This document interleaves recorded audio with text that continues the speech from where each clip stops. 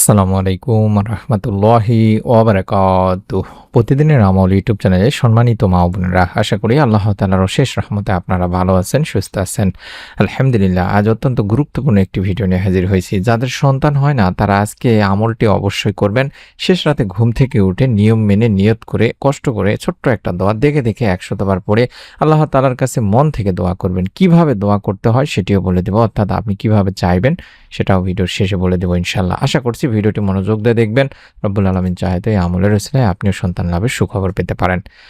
প্রিয় ভাই বোনেরা, আলহামদুলিল্লাহ, আজ আমরা এমনই একটি গুরুত্বপূর্ণ বিষয় নিয়ে আলোচনা করব যা অসংখ্য দম্পতির হৃদয়ের গভীর আকাঙ্ক্ষার সঙ্গে জড়িত। অনেকেই বছরের পর বছর সন্তানের অপেক্ষায় থাকেন। কেউ চিকিৎসা নিচ্ছেন, কেউ দোয়া করছেন, কেউ আবার নীরবে চোখের পানি ফেলছেন।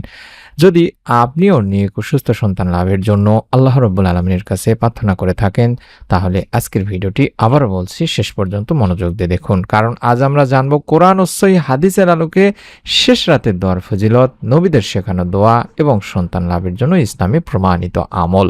তবে শুরুতেই আপনাদেরকে একটি বিষয় পরিষ্কার করে বলতে চাই, সন্তান দান করার মালিক একমাত্র শুধুমাত্র রব্বুল আলামিন আল্লাহ তাআলা। আল্লাহ তাআলা নিজেও বলেন, আসমান সমূহ ও জমিনের রাজত্ব আল্লাহরই। তিনি যা ইচ্ছা সৃষ্টি করেন, তিনি যাকে ইচ্ছা কন্যা সন্তান দান করেন, যাকে ইচ্ছা পুত্র সন্তান দান করেন, আবার যাকে ইচ্ছা পুত্র ও কন্যা উভয় দান করেন, আবার যাকে ইচ্ছা তিনি কোনোটি দান করেন না, অর্থাৎ বন্দা রাখেন। নিশ্চয়ই তিনি সর্বজ্ঞ সর্বশক্তিমান। এটি পবিত্র কোরআনুল কারিমে সূরা আশ-শুআরা 49 থেকে 50 নম্বর আয়াতে বলা হয়েছে। মূলত তিনি ভাই বোনেরা, এই আয়াত আমাদেরকে এটাই শিক্ষা দেয় বা শেখায় যে সন্তান মানুষের ক্ষমতায় নয়, এটি আল্লাহর অনুগ্রহ মাত্র।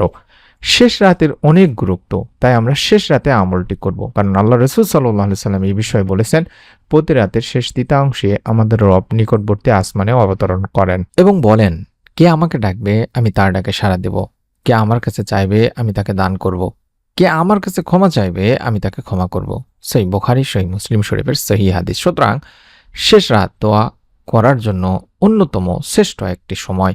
আমরা শেষ রাতের আমল করব বাংলাদেশে যারা আছে, বিশেষ করে রাত 3টা থেকে ফজরের আগ পর্যন্ত। এই সময়টাকে রহমতের সময় বলা হয়ে থাকে, কারণ এই সময়ের প্রকৃতি থাকে নীরব, পরিবার পরিজনও থাকেন ঘুমিয়ে, জাগতিক কোনো কাজকর্মে তারা থাকে না। ফলে এই সময় আল্লাহর ধ্যান করা বা মোরাকাবা করা কিংবা নফল নামাজ আদায় করা, জিকির আজগার দরুদ পাঠ সহ তাসবিহ তাহলিলের অতি উত্তম একটা সময় হিসেবে ধরা হয়। গভীর রাতের এই ইবাদতগুলো এত মন দিয়ে করা যায় যে এতে সাধকেরা সাধনার সোপান অতিক্রমের উৎকৃষ্ট সুযোগ পান। রাতের এই তৃতীয়াংশের ইবাদতের কথা কোরআন হাদিসেও বলা হয়েছে। তিনি ভাই বোনেরা, যে এই সময় মহান রব আল্লাহ তাআলা বান্দার ডাকে অধিক সাড়া দেন। তিনি বান্দাকে অনুপ্রাণিত করতে থাকেন এবং তাকে ডাকতে বলেন, তার ইবাদত করে তার নৈকট্য লাভের আহ্বান করেন। আমরা এই সময়ে আল্লাহ তাআলার অন্যতম প্রিয় নবী হযরত জাকারিয়া আলাইহিস সালাম যে দোয়াটি করেছিলেন, সেই দোয়াটি আল্লাহ তাআলার কাছে বেশি বেশি করে করব। জাকারিয়া আলাইহিস সালাম মহান আল্লাহর শরণাপন্ন হয়েছেন। তিনি সন্তান লাভের জন্য আল্লাহর বিশেষ করুণা চেয়েছেন। মহান রব্বুল আলামিন আল্লাহ তাআলা তার দোয়া কবুলও করেছেন। সুবহানাল্লাহ।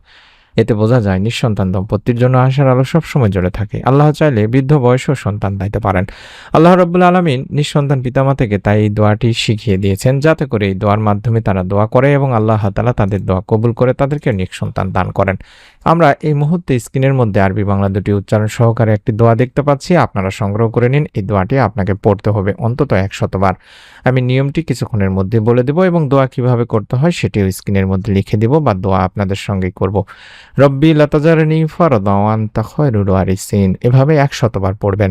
আবারও বলছি, রব্বি লা তাজারনি ফারদা ওয়া আনতা খায়রুল ওয়ারিসিন। আমি আবারও দেখাবো দোয়াটি, কোনো সমস্যা নেই, আবারও বলে দেব। এই দোয়ার অর্থই হচ্ছে, হে আমার রব, হে আল্লাহ, আমাকে একা রেখো না, তুমি তো সর্বোত্তম উত্তরাধিকারী। সূরা আম্বিয়ার 89 নম্বর আয়াতে বলা হয়েছে। অতএব আপনি এই দোয়াটি করতে পারেন ইনশাআল্লাহ। আল্লাহ চাহে তো আপনিও এই দোয়ার মাধ্যমে নেক সন্তান দানের সুখবর পাবেন। আমি এবার সংক্ষেপে নিয়মটি বলে দেব, আপনারা এই নিয়মে আমলটি করার চেষ্টা করবেন তিনি ভাই বোনেরা। তবে হ্যাঁ, দোয়ার সঙ্গে কি কি আরও আমল করবেন সেটি বলে দিই আগে। 5 ওয়াক্ত সালাত নিয়মিত আদায় করবেন। 2 সম্ভব হলে তাহাজ্জুদের সালাত মাঝে মধ্যে আদায় করার চেষ্টা করবেন। 3 বেশি বেশি ইস্তেগফার করবেন। চাইলে শুধুমাত্র আস্তাগফিরুল্লাহ আস্তাগফিরুল্লাহ আস্তাগফিরুল্লাহ এভাবে প্রতিদিন 100 বার করার চেষ্টা করবেন এবং হালাল উপার্জনে সচেষ্ট থাকবেন বা চেষ্টা করবেন। স্বামী স্ত্রী উভয় আল্লাহ তাআলার কাছে আন্তরিকভাবে দোয়া করবেন। এবং 6 নম্বর, অবশ্যই চিকিৎসার প্রয়োজন হলে চিকিৎসা গ্রহণ করবেন। ইসলাম চিকিৎসা গ্রহণে নিরুৎসাহিত করে না। তবে ধৈর্য ও তাওয়াক্কুল রাখতে হবে দিনী ভাই বোনেরা। অনেকে আছেন অধৈর্য হয় যান। আল্লাহ সুবহানাহু ওয়া তাআলা কখন দোয়া কবুল করবেন তা তিনিই ভালো জানেন। কখনো তিনি সঙ্গে সঙ্গে দান করেন, কখনো উত্তম সময় পর্যন্ত বিলম্ব করেন, আবার কখনো এর বদলেতে আখিরাতে উত্তম প্রতিদান দেবেন জন্য সংরক্ষণ করেন। তাই দোয়া করতে করতে আপনারা হতাশ হয়ে যাবেন না বা হতাশ হওয়া যাবে না। আল্লাহ রাসূল সাল্লাল্লাহু আলাইহি সাল্লামও বলেছেন, বান্দার দোয়া কবুল হতে থাকে যতক্ষণ সে তাড়াহুড়া করে না এবং বলে না, আমি তো অনেক দোয়া করলাম, অনেক দোয়া করি কিন্তু কবুল হলো না। এভাবে বলা যাবে না। তাই অনুরোধ করছি দিনী ভাই বোনেরা, আপনারা অবশ্যই কথাটি মনের মধ্যে রাখবেন। এবার সংক্ষেপে নিয়মটি বলে দেব। আপনারা বাংলাদেশের সময় যেটা বললাম রাত ৩টা থেকে ফজরের আগ পর্যন্ত এই সময়টিতে আমল করার জন্য বেছে নেবেন বা শেষ রাতে ঘুম থেকে উঠবেন, অথবা ফজরের ২০ মিনিট ১৫ মিনিট আগে ঘুম থেকে ওঠার চেষ্টা করবেন, অন্তত ওয়াক্ত শুরু হওয়ার আগে। তারপরে সুন্দর করে ওযু করে ২ রাকাত বা ৪ রাকাত তাহাজ্জুদের বা নফল নামাজ আদায় করে নেবেন। তারপরে ১১ বার দরুদ শরীফ পড়বেন। আল্লাহুম্মা সাল্লি ওয়া সাল্লিম আলা নাবিয়িনা মুহাম্মাদ, যে দরুদটি দেখাচ্ছি মোবাইলে ছবি উঠায় নিন। আল্লাহুম্মা সাল্লি ওয়া সাল্লিম আলা নাবিয়িনা মুহাম্মাদ, আল্লাহুম্মা সাল্লি ওয়া সাল্লিম আলা নাবিয়িনা মুহাম্মাদ, এভাবে হাতে গুনে গুনে ১১ বার পাঠ করবেন। তারপরে অন্তত ১০০ বার পাঠ করবেন যে দোয়াটি স্ক্রিনের মধ্যে দেখাচ্ছে, অর্থাৎ হযরত জাকারিয়া আলাইহিস সালামের দোয়া, রব্বি লা তাজারনি ফারদা ওয়া আনতা খায়রুল ওয়ারিসিন, রব্বি লা তাজারনি ফারদা ওয়া আনতা খায়রুল ওয়ারিসিন। এভাবে আল্লাহ তাআলার কাছে বেশি বেশি পড়বেন। অন্তত ১০০ বার হাতে গুনে গুনে পড়ার পরে দুখানে হাত তুলে আল্লাহ তাআলার কাছে দোয়া করবেন। আসুন আমরা সবাই আপনাদের জন্য দোয়া করি। এইভাবে দোয়া করতে পারেন। আমি লিখে দিচ্ছি স্ক্রিনের মধ্যে যে, হে আল্লাহ, যেসব ভাই বোন নেক সন্তানের অপেক্ষায় আছেন আপনি তাদের জন্য সহজ করে দিন।